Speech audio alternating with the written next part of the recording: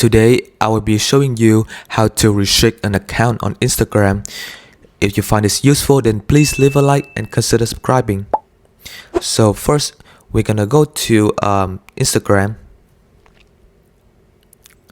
and let's say go to your following list, and let's say you wanna restrict Price Picks stories or Price Picks account.